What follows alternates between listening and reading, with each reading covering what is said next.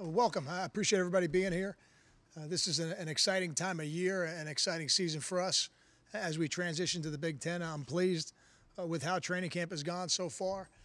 I think we're relatively healthy. I don't know if anybody's 100% healthy at this point, but we've got a couple guys out that we expect to get back for the first game, and I think that'll help us as a football team. And we're anxious to get going. We've got a lot of work to do over the next couple of weeks to be ready for that first game at Washington State. But again, I'm pleased with how the team is working. Questions?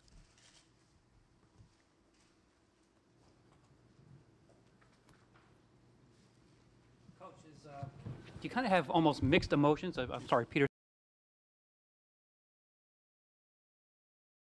10, the panache of Penn State and Michigan, but also, wow, we're really going to have to, step up our game to kind of hang in this division, or is it just all excitement? To me, my emotions are mixed. I think if you want to be the best, and your goal as a program is to ultimately be the national champion, then you got to play against the best. And I think this schedule and this alignment in the Big Ten affords us every opportunity to do that. So I don't think anybody in this program is anything but excited about the opportunity to play against some of the most storied programs in the history of college football, to be in the premier academic athletic conference in the country. And when we recruited these players, we recruited them with the goal in mind to be the best, and they want to compete against the best. Kyle, could you just talk about, I know you lost the Pinstripe Bowl, but in a way, was that playing Notre Dame, a Big Ten-like opponent, was that a perfect scenario to launch you guys into the offseason because you got a kind of a look at what you're going to see all this season? I think, competing against an Arkansas team, competing against a couple really talented teams in our conference last year, and then competing against Notre Dame in the bowl game, all get you ready to play against top-notch competition. And I think from a size standpoint on both sides of the line, they probably mimic what a Big Ten football team will look like. So I thought it was a good challenge for us. We're not happy with the outcome, but I don't think the experience that we gained in playing against a team like that will help us as we go.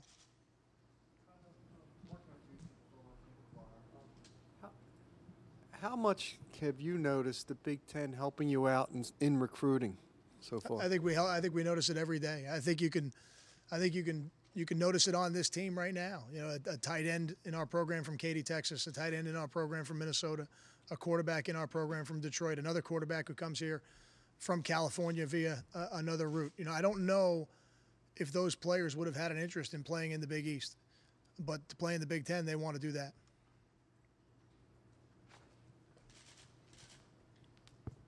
Coach Patrick from JCTV. I want to follow up on what last question.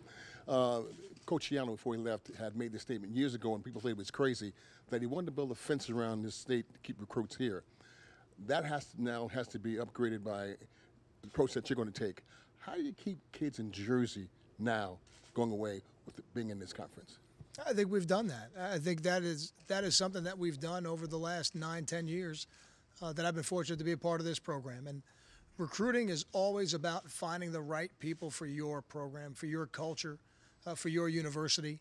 And the footprint that we recruit, the state of Rutgers, always begins in New Jersey. And we're very fortunate to have a highly populated area, and not just a highly populated area, a highly populated area that plays high school football on a really high level, one of the top high school football states in the United States. So there are so many players in our home state here. We're always going to have a huge percentage of our team, right here from home in New Jersey. But we don't discount southeastern New York. We don't discount eastern PA, where guys like Chris Muller, Tyler Croft, Taj Alexander, Dre Boggs, these are players in our program that are going to help us going forward as we go to the Big Ten. We don't ever discount the Delaware, Maryland, D.C. area that produces guys like Lorenzo Waters. We don't ever discount Florida, which is something that we've recruited for a long time here, that brings us players like Caleb Johnson, Engineering Grant, and many others. So, I don't know if any program in the country ever finds all their players right at home, but for us, recruiting will always start at home, and I couldn't be more excited about the New Jersey players that are in our program. Kyle, could you take me through hiring Fridge? Was there a moment where you thought he might decide to stay retired? You and Ralph are on a nickname basis. Absolutely. Now. If it's a Fridge for me. Yeah, totally.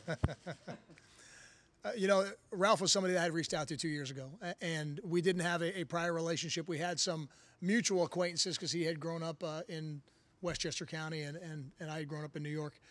So over the years, we had some mutual acquaintances. I had actually met him years ago at a clinic, which I'm sure he wouldn't remember that because it was a very brief meeting at the time. But I had followed his career for a long time, and I was well aware of what he had done offensively. And I really felt like from knowing what he did offensively, he'd be a perfect fit for us because he was a pro-style coordinator and was used to working within a pro system, but had a lot of flexibility and creativity in his past, which was something that I was looking for. And the first time around, the timing wasn't right. His daughter was getting married, and there were other things going on that just didn't make the timing right. So when the job came open again when Ron went to the Detroit Lions, I said, you know what, I'm going to call him again and let me see if really the timing wasn't right, or he was just letting me down easy, And sure enough, it ended up being the right timing second time around. We had, I think, 2 or 3 conversations on the phone. Then he came to campus and spent really about a day and a half with us, and we talked about everything in the program. And for Ralph to decide to come back to football and decide to come back to Rutgers to do it, I couldn't be more excited. And I think for us, we've got one of the premier offensive minds of the last 20 to 25 years, now working in our program. Is there one way more than others that he's impacted the program specifically? Excuse me. Well, I think the play at quarterback, and that's always the most important position. It's the most important decision you make, who you hand the ball to as your starting quarterback. And I think he's had a great influence, not just on Gary, but on Mike and on Chris.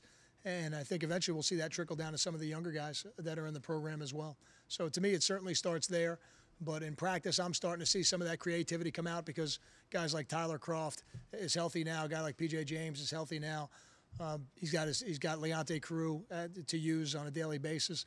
I think now having all the weapons in the offense on a day in and day out basis, it gives him a chance to really be creative. So I think certainly the decision making at the quarterback position, I think, is better than it's ever been, and the flexibility of the personnel and how he's using it. Those would be the 2 areas I've seen it.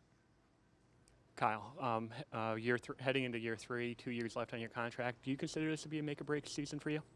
I don't ever think of it like that, and I'm not naive to not understand why people ask those questions. But to me, the only thing that I focus on is how can we make this football program better today, and I preach it to the players and I preach it to the staff, and I better be doing it myself by example. Our goal today is to be 1-0, and what that means is every opportunity we get to do something and do it right, we want to do it right.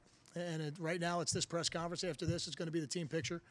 And then eventually it'll be a run through tonight to get ready for tomorrow's scrimmage. So little by little as we go through the day, we're going to try and be 1-0 at every stage. And as we do that, we're going to have great success in this program. Kyle, is there any way to quantify how much more physical the Big Ten would be than the Big East or AAC or anything like that? I don't know. I don't know if there's a way to quantify it. I think I've been given this advice from some really smart football coaches. They make sure you got enough linemen. I think there's a reason for that. Those are the guys that do the most hitting. They're the biggest bodies. It's the most impact on the body. So those guys are going to get dinged up a little bit. So you need to be able to go into your depth. And as I've said, I'm excited that we've got 8 to 10 defensive linemen that are going to play for us, and I think can play at a high level. And now on the offensive line, where I felt like we needed to build some depth, I think we're moving in the right direction. I think a guy like Derek Nelson is moving in the right direction. A guy like J.J. Denman is moving in the right direction. A guy like Ryan Brody, Dorian Miller. I see all those guys moving in the right direction. Now, we got 3 more weeks before the first game to move them further because we're not ready yet. We don't have enough depth at that position right now, but we're closer than we were last spring. We're closer than we were at the beginning of training camp. Coach Alan David Stein from WCTC. You've obviously run and been through a number of training camps over the years. How is it different this year with the whole Big Ten thing as far as just the feeling, on a day-by-day basis, or is it different? I think other than the Big Ten Network showing up here for the day, I don't think training camp's any different. Training camp is training camp, and training camp's got to serve 2 purposes. It's got to get you ready for our first game, which is at Washington State, and it's got to get you ready for the season as well. So there'll be certain things we'll do now as we get into the 2nd and 3rd week of training camp to prepare for a team like Navy. That is very unique in what they do because you cannot get ready for that offense in 1 week. So we have to do some things now to lay the foundation so that when game week shows up, we're ready to go. But training camp is training camp. We look at it every year to make sure that we are maximizing the time for the players both on the field and off the field in recovery. So our format is different this year than it's been because we were able to talk to some people at the pro level and at the college level. And I won't say who because those conversations are very private because people want to protect their information. But there is sports performance is studied now at a level it's never been studied at before. And the things that happen before a practice that lead up to performance, and then the things that happen immediately after practice to ensure that you're getting the right recovery. There's so much information out there right now, it would be ignorant for us not to use it. So we've gathered it all, and we've put together a schedule this year that we feel is giving our players the best chance to not just perform on the field, but feel great when they got to come back the next day. Speaking with a lot of the guys on defense, it seems they've kind of been able to connect with Joe Rossi in a shorter period of time. You think that's part of him being here the past couple of years, or is it his style of coaching? How has he been since he's been named the full-time DC? I don't think being here the last 3 years it hurts that process, but I've seen Ralph do that on offense too in a very short amount of time.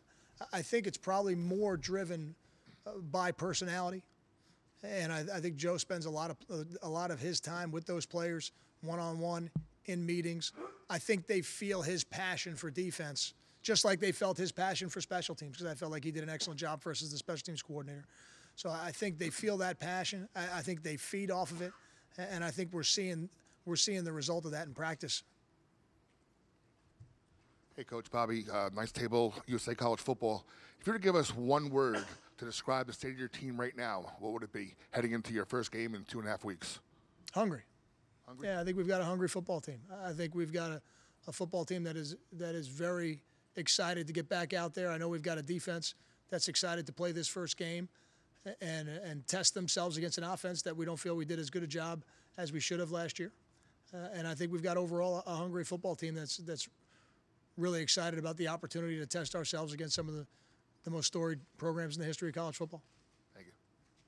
Kyle, two guys that had great years last year, Tyler Croft and P.J. James. Could you talk about what you're looking for them now this year to take it to the next level?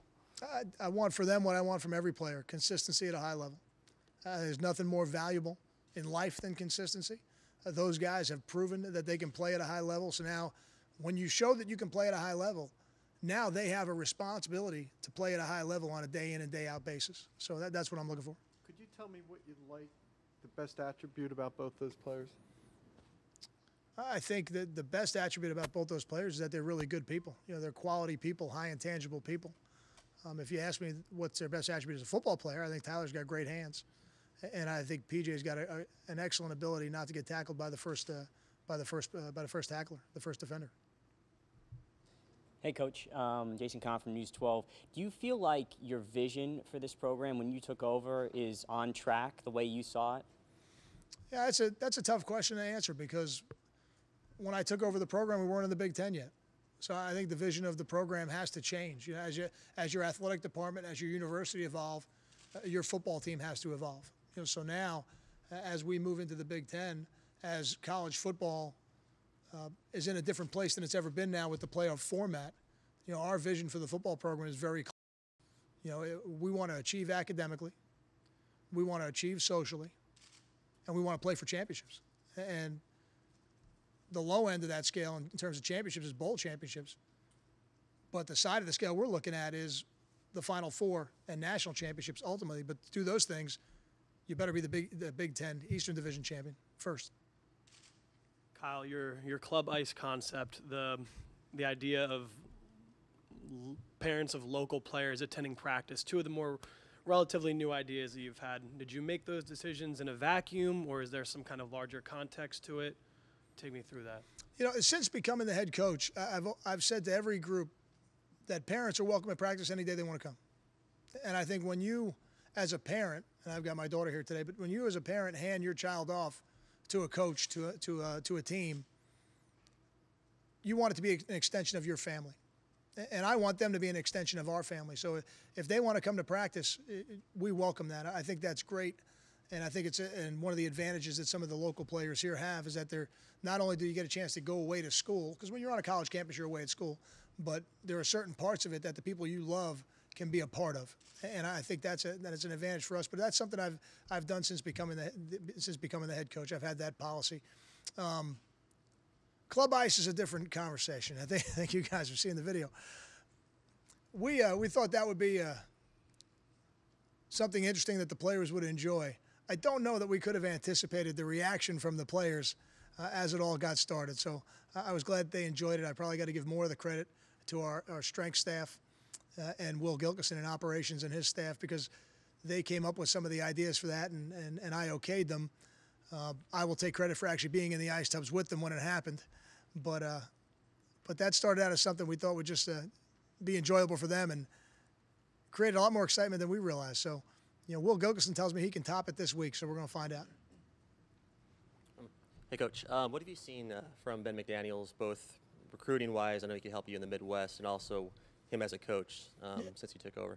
Yeah, Ben comes from a family of great coaches, and he's another one in that line. And he's a very, very sharp offensive football coach. He's had some great experiences. He's had the opportunity to work with some really good offensive people, and you can see that. And he is somebody who I think's got an excellent scope of offensive football. He's not just a receiver coach who is involved with the passing game.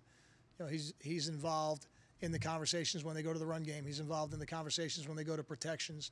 And I think he brings a lot of experience to our staff. I think he's a young, energetic guy. I think he's done a good job in recruiting. I think it's hard to evaluate that before his first signing day. And really, in the first year, sometimes it's hard to evaluate that as he's building his relationships. But I know he's already got a lot of homegrown, inbred relationships in the state of Ohio because of his dad being a high school coach there.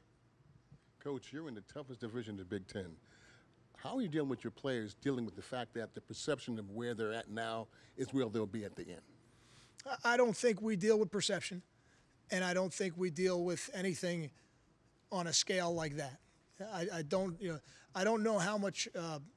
I don't know how big picture talk is productive to a football team. I know why it happens. I understand why people do it, but when you're involved in the day-to-day operation of the football team, offense, defense, special teams, we're not thinking that way. We're thinking very specifically about today, and when we get to game day in a couple weeks, we'll be thinking very specifically about being 1-0 versus Washington State. And everybody who comes out of the tunnel, coaches and staff alike, will think about nothing but being 1-0 until that game is over.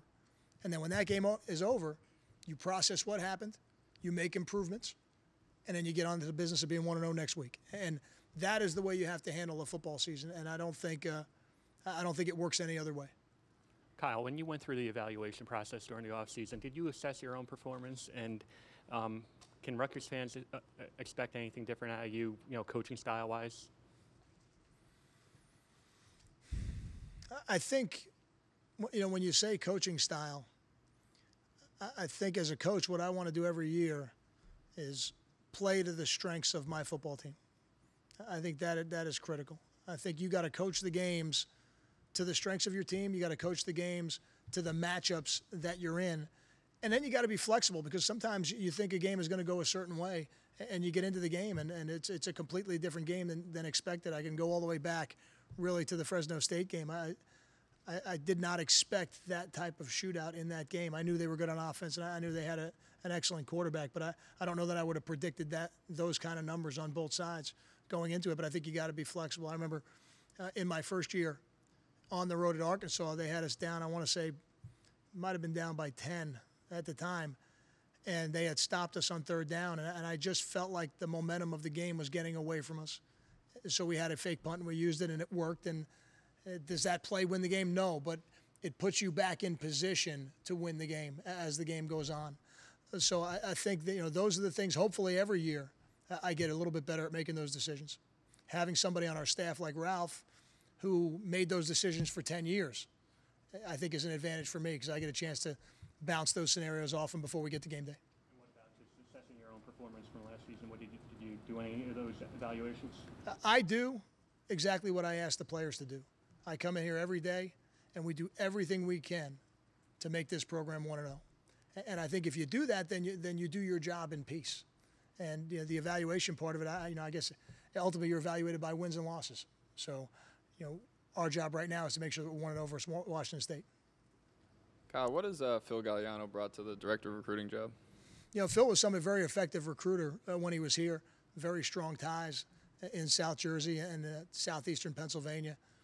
I think he's a guy who connects very well with the high school players here in the state of Rutgers, and having those relationships at the coaching level has helped us do that. And Tark did a great job for us in the first couple of years that he was here with me as the head coach. And I think what Phil has allowed us to do is have a very smooth transition, because without Phil, that could have been a void that would have been tough to fill. We were fortunate to have Phil here and be able to move him into that spot. He seems like a guy's really active on social media. Just how important is that? I mean, obviously with recruits and just among your coaching staff, is that something you want them to maybe do more of, or just how important is it? I think social media is very important in this day and age of recruiting. I mean, this is the way young people communicate. So I don't think there's any substitute for it. People who think it's going to go the other direction are wrong. It's not. It's not going to go the other direction. So, with our own team, we try to advise them on how to use it appropriately. But when it comes to recruiting, you better be involved, because that's what they're looking at every day. Kyle, back to hiring Ralph. Most of the coaches you've hired in your tenure are friends or people you've worked with before or friends of friends. Was hiring Ralph any different? And I don't mean to imply that you have an ego, but did it require any kind of ego check or anything, given how big a name he is? With every hire I've made, it's never been about hiring a friend. I think that's a big mistake in coaching. I've had prior relationships with some of the guys that I've hired, but I haven't hired any of them because they were my friends. You hire every coach on your staff with the idea that you're going to get better at that position, and it hasn't been perfect. So I would tell you that. But in hiring Ralph, to me, there was never an issue of bringing in somebody who had been a head coach, for 10 years and a very successful one at that. I saw that as only a positive. To me, to bring somebody like that, and the fact that he wanted to come here and work with me and work with our program, I thought it was a great compliment to Rutgers University and to our football program that he wanted to come here and he wanted to work with us and he wanted to help us push this program to a new level. So I never even hesitated. As I said, 2 years ago, I tried to hire him, and this year we hired him and we had the opportunity to hire him. Coach Dan Cleary from Muggs Media, just so if you give me your thoughts on and expectations on Justin Goodwin and Michael Burton. I don't put expectations on them from a numbers standpoint. My expectation would be the same as Tyler and PJ. I want them to come here every day and play at a high level, because they've shown that they can play at a high level. I think Michael Burton is a do-everything fullback. I don't think he has a flaw in his game. He's one of the leaders on this football team, and somebody that does a lot of different things. Some of them the fans notice and the media notice, and a lot of others that they don't notice. So he is, and Justin's a young guy who proved last year he can make plays for us. I think he's bigger and stronger this year, and he's had a really good training camp so far. How has Ralph been able to help Gary so far? I think it's the reason Ralph's been able to help Gary is because Ralph's one of the best teachers I've been around. But I think Ralph has helped that entire room, Gary being the guy who's out in front of it, with being great decision makers.